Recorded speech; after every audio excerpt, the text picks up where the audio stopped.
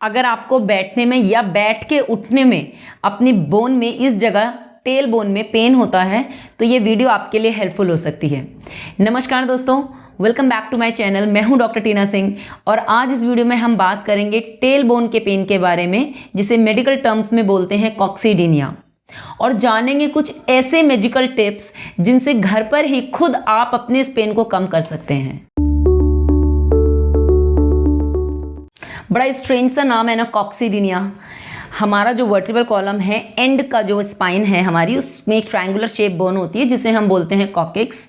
Coccyx 3 से 5 vertebras के fuse होने से बनती है और ये कनेक्टेड होती है ऊपर की तरफ सैक्रम से।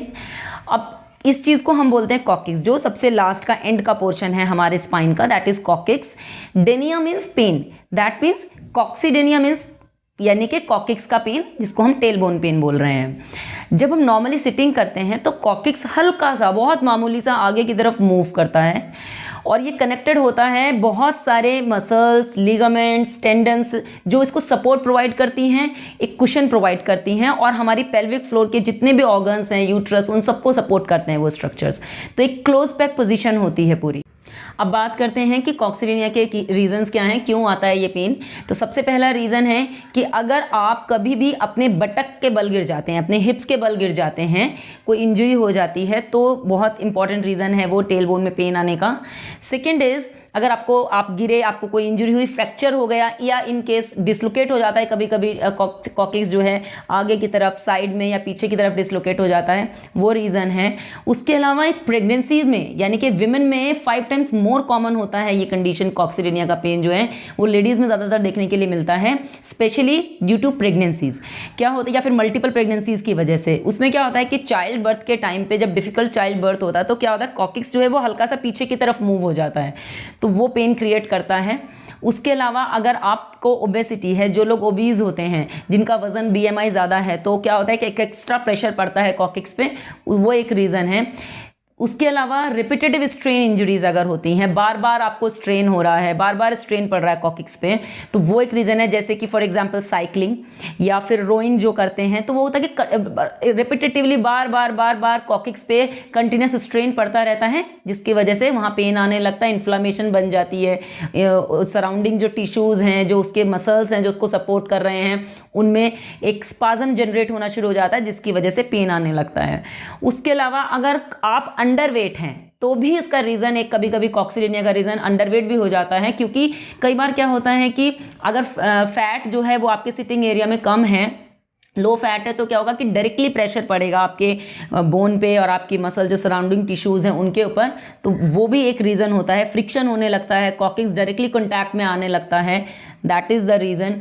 या फिर आप बहुत प्रोलॉन्ग सिटिंग करते हैं, आपका कुछ ऐसा वर्क है जिसमें आपको बहुत ज़्यादा देर बैठना पड़ता है, या फिर बहुत हार्ड सर्फेसेस पे बैठ रहे हैं, सीमेंटेड सर्फेसेस पे आपका कंटिन्यूस सिटिंग हो रहा है, वो रीजंस हैं इसके। उसके अलावा अगर आप रॉन्ग पोस्चर में बैठते हैं, इस तरीके से अगर आप बैठते हैं झुक के, तो वो भी एक रीज़न है कॉकिक्स के पेन का। इवन कई बार पेशेंट्स कंप्लेन करते हैं कि जब वो फ्लैट्स होते हैं स्ट्रेट अपने बेड पे, तो स्लीपिंग पोजीशन में भी पेन आता है, बाउल मूवमेंट्स में पेन आता है। उसके अलावा अगर पेशेंट खुद से अपने आप से टच करके देखे उस एरिया में, तो छूते ही वहाँ बहुत शार्प शूटिंग पेन आता है, टेंडरनेस भी आने लगती है। तो अब बात करते हैं इसके ट्रीटमेंट पार्ट की।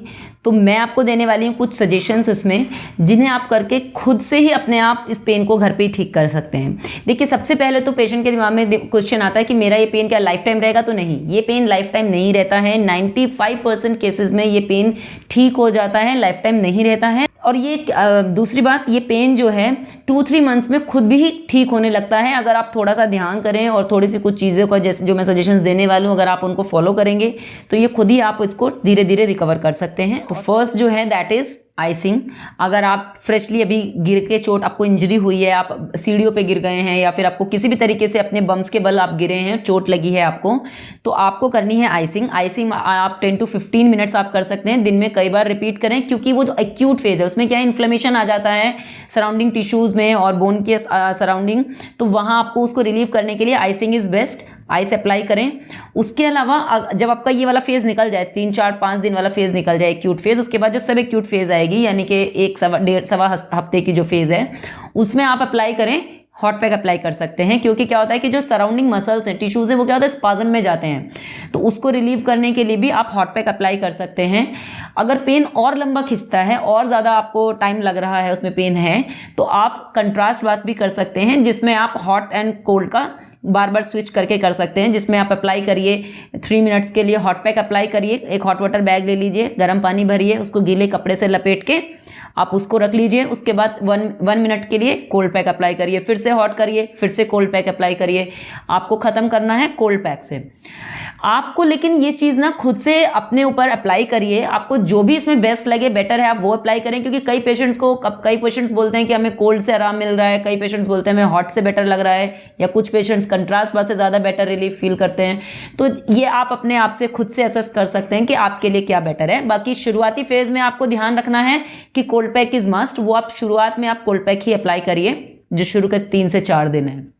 उसके अलावा सेकंड पॉइंट है कि आप कैसे अपने कॉकिक्स को प्रोटेक्ट करते हैं। देखिए, कॉक्सीडेनिया का पेन तभी आता है जब प्रोलॉन्ग सिटिंग हो रही है, तो अगर आप रिपीटेटिवली कंटिन्यूसली उस पर स्ट्रेन डालते रहेंगे तो वो कब ठीक होगा, उसको हीलिंग का टाइम ही नहीं मिलेगा। उसके लिए आपको ध्यान रखना है कि कैसे कॉकिक्स से प्रेशर को हटाया जाए। तो उसके लिए आपको सबसे पहले ध्यान रखना है कि जब आप सिटिंग कर रहे हैं, आप कोशिश करिए जब अपने वर्क प्लेस पे या घर पे जहाँ पे भी शॉर्ट ब्रेक्स लें।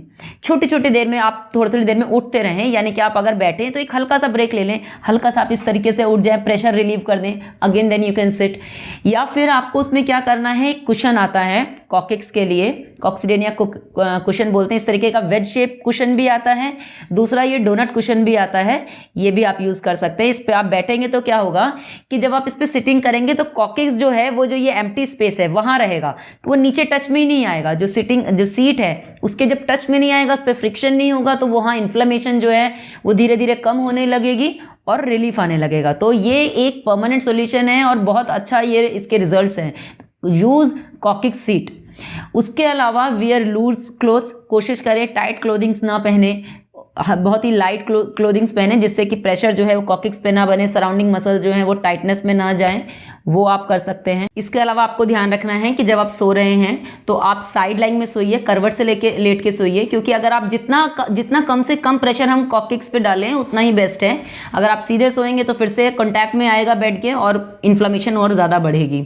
तो ये थी जानकारी कॉकिक्स के पेन को लेकर, यानी कि टेल बोन के पेन को लेकर। अगर आपको ये वीडियो पसंद आई तो इसे लाइक करें, शेयर करें और सब्सक्राइब करना ना भूलें, क्योंकि अगली वीडियो में हम लेके आएंगे कॉक्सीडेनिया यानी कि टेल बोन के पेन के लिए कुछ ऐसी एक्सरसाइजेज जो आपको काफ़ी इंप्रूवमेंट करेंगी। तब तक के लिए स्टे हैप्पी, स्टे सेफ, जय हिंद।